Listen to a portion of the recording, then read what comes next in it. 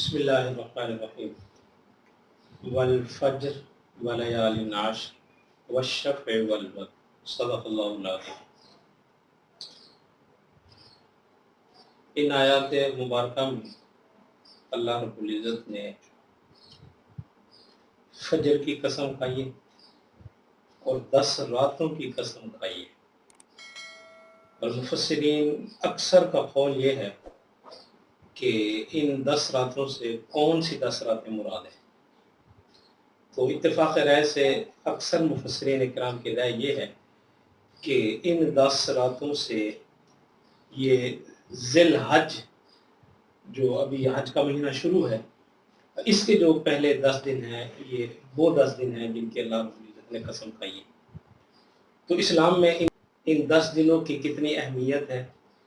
اور ان 10 دنوں کے کیا احکامات ہیں، حدیث پاک میں اس کی تفصیل ملتی ہے۔ آپ صلی اللہ علیہ وسلم نے ارشاد فرمایا، اللہ کے ہاں سب سے زیادہ جو رحمت والے دن ہیں اور جن میں سب سے زیادہ رحمت نازل ہوتی ہے اللہ کی طرف سے، وہ عشرہ ذی الحجہ کے 10 دن ہیں، اور خصوصاً ان دنوں کے اندر حج کے افعال ہوتے ہیں، اور اسی طرح انہی 10 دنوں میں سے ایک دن ایسا بھی ہے کہ جس دن حاجی عرفات میدان عرفات میں جمع ہوتے ہیں اور وہاں پہ خدا کی رحمت نازل ہوتی ہے، مینا ہے، مزدلفہ ہے۔ تو یہ انہی 10 دنوں کے اندر یہ چلتا ہے، اور اللہ کی رحمت بڑی قریب ہوتی ہے ان لوگوں کے جو اس وقت تنہا بدن پہ صرف 2 کپڑے ہوتے ہیں احرام کے، اور کچھ نہیں ہوتا، اور پیاس ہے، بھوک ہے، لیکن صرف اور صرف ان کی تمنا اور خواہش یہی ہوتی ہے کہ ہم اس حال میں بھی اللہ سے راضی ہیں، اور اللہ سے دعا کرتے ہیں کہ اللہ تو ہمیں اس حال میں بھی قبول فرما لے، اور ہماری زندگی میں جتنے ہم نے وہ دن جو ہم سے گزرے ایسی حالت میں کہ ہم تیری نافرمانی کر بیٹھے، ہم گناہ کر بیٹھے، تجھے روٹ کے ہم نے زندگی گزاری، تو یا اللہ ہمیں معاف فرما۔ یہ دن بھی ان 10 دنوں کے اندر آتے ہیں، اور افضل ترین دن جس کو حضور نبی کریم صلی اللہ علیہ وسلم نے یوں ارشاد فرمایا کہ 10، 11، 12 جس دن یہ قربانی کا عمل ہوتا ہے، تو آپ صلی اللہ علیہ وسلم نے ارشاد فرمایا کہ اس دن اللہ کے نزدیک سب سے زیادہ محبوب اور پسندیدہ جو عمل ہوتا ہے وہ قربانی کا عمل ہوتا ہے، تو وہ بھی ان 10 دنوں کے اندر ہے۔ اسی طرح آپ صلی اللہ علیہ وسلم نے ارشاد فرمایا، جس شخص نے 9 ذی الحجہ کا روزہ رکھا، گویا اس نے وہ روزہ اتنا ثواب کا مالک ہے اور اس پر اتنا اللہ پاک ثواب دیتے ہیں، گویا اس نے سال بھر روزہ رکھا۔ یہ بھی ان 10 دنوں کے اندر آتا ہے، اور آپ صلی اللہ علیہ وسلم نے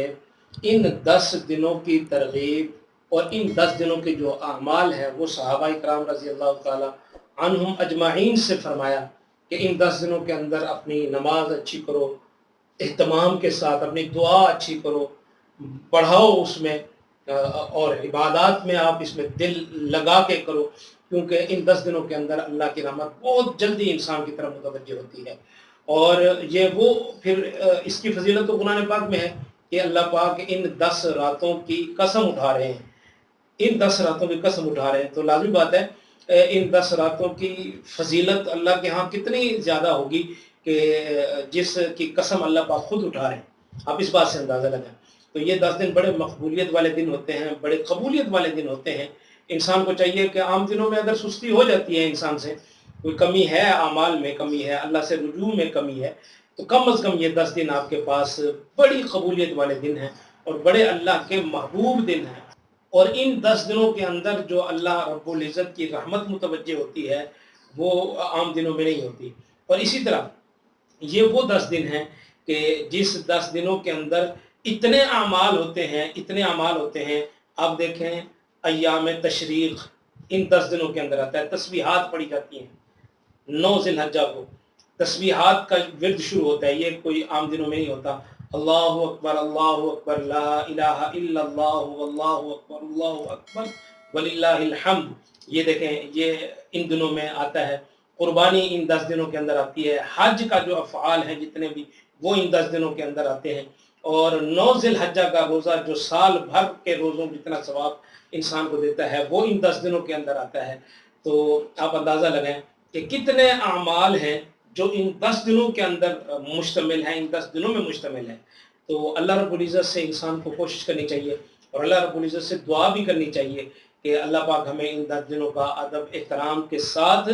اور عبادت کے ساتھ اور اپنا رجوع نصیب فرمائے۔ اور جتنا بھی انسان سے ہو سکتا ہے انسان اپنے عبادات میں زیادہ کوشش کرے، صدقہ خیرات میں زیادہ کوشش کرے، اور ساتھ ساتھ میں آپ صلی اللہ علیہ وسلم نے ایک مستحب عمل بھی بتایا۔ آپ صلی اللہ علیہ وسلم نے ارشاد فرمایا جس شخص نے قربانی کرنی ہو وہ اگر ذی الحج کا چاند دیکھے تو اپنے ناخن اور بال نہ کٹوائے۔ یہ مستحب ہے، مستحب یہ مفت کا ثواب ہے، اور یہ اس وجہ سے ہے کہ تاکہ اس کی مشابہت ہو جائے ان حاجی لوگوں کے ساتھ جو حج میں گئے ہوئے ہیں، کہ وہ اپنا ناخن اور بال نہیں کٹوائیں گے پورے ان حج کے افعال کے دنوں میں۔ جب وہ اپنی قربانی ذبح کر لیں گے پھر اس کے بعد وہ اپنے بال اور ناخن کٹوا کے حلال ہوں گے۔ تو آپ کو ان سے مشابہت کی وجہ سے امر مستحب کا حکم دیا گیا، اور کیوں کرنا چاہیے کہ آپ صلی اللہ علیہ وسلم نے ارشاد فرمایا، اور خود آپ صلی اللہ علیہ وسلم نے بھی اس پر عمل فرمایا، صحابہ کرام نے بھی اس پر عمل فرمایا۔ دیکھیں یہ بھی مفت کا ایک اجر ہے۔ بال، حالانکہ پہلے حکم ہے ناخن بڑھ جائیں ناخن کاٹیں، بال بڑھ جائیں بال سیدھے کروائیں آپ، لیکن ابھی یہ 10 دن ایسے مبارک عمل ہے کہ اللہ رب العزت ان حاجیوں کے مشابہت کی وجہ سے کہ اللہ ان سے راضی ہونے والا ہے، جہاں اللہ پاک کی رحمت ادھر ہوگی وہیں اس بندے پر بھی جو یہ اب قربانی کرنے والا ہے، تاکہ ان کی مشابہت کے ساتھ مل کے اللہ پاک اس کو بھی ان کے اجر و ثواب میں برابر کا شریک رکھے۔ تو اس وجہ سے میری آپ سے سب ناظرین سامعین سے یہ صدا ہے کہ ان 10 دنوں کے اندر آپ جتنا ہو سکتا ہے اللہ سے رجوع کریں۔ اللہ ہمیں عمل کرنے کی توفیق نصیب فرمائے۔